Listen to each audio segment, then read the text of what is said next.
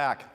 It's not an easy conversation. It may come up eventually for you. Jason French is with us from Browning Masonic Community with some tips on how to go about having those senior living talks. Welcome, Jason. In other words, hey, dad is living by himself and maybe he's fallen and maybe he's got slipping a little bit emotionally or mental-wise, and discuss things like taking the car keys away, putting him in a facility.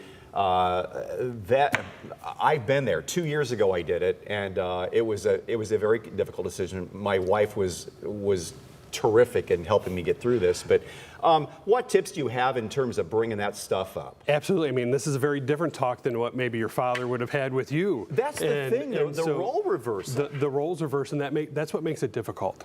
And really, it's not something you can go into without having a plan. You really need to be thinking about, what are the concerns that you have for your loved one? Are they having some mobility issues?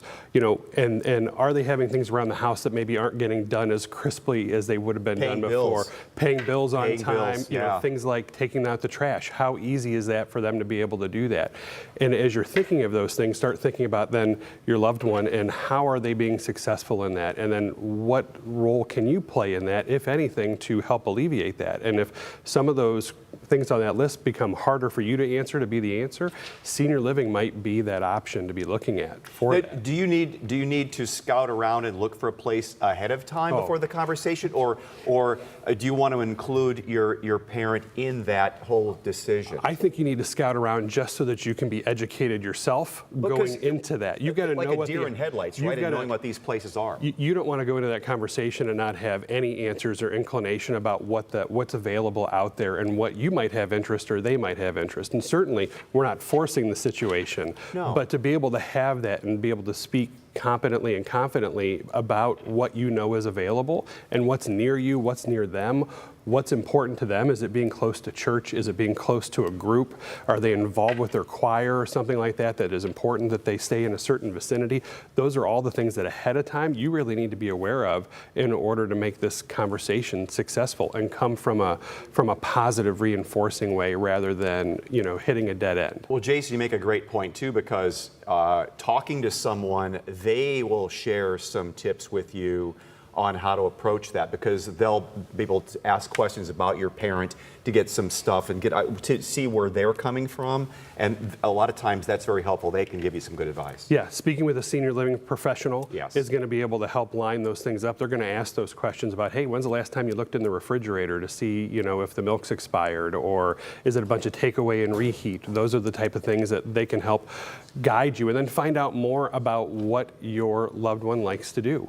What's about them that makes them who they are, and then how their community can help enhance or even bring some of that back to them that maybe they've left behind because of how hard it is to keep up with a household as a senior, or how hard it can be. As much as they hate losing their independence, a question here, would you feel less stressed if you didn't have to worry about the house? That's an important question right there. Is like, yeah, but and I guess the socialization too, being able to have lunch and dinner with other people and kind of like being back in a college dorm or more of a social environment, because a lot of seniors are isolated. They don't really talk to anyone other than family coming to visit. Yeah, they can be isolated. They are planning their days around, how much effort it's going to take to go to the grocery store. I've got to get this household task today, so I need to block out this amount of time. Where in a senior living community like an assisted living or an independent living community like we have with our villas, where things like trash takeaway and mowing and mail delivery and all of those daily tasks are taken away and those burdens are gone, then allows you as the senior and the individual to start engaging in those things that are really more enriching to your life. Now, this is Browning Masonic Community there in Waterville.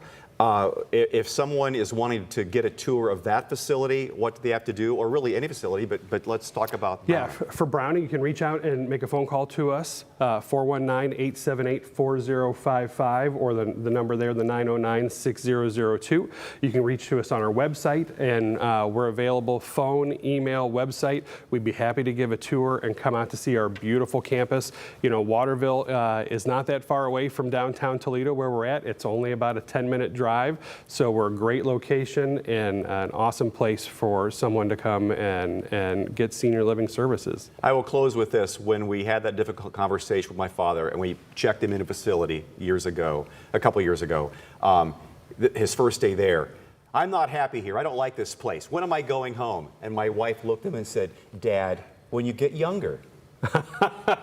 and he laughed, and that disarmed the whole thing. And then from then on, it wasn't easy, but it made it a heck of a lot better. Absolutely. Jason, thank you much for your time.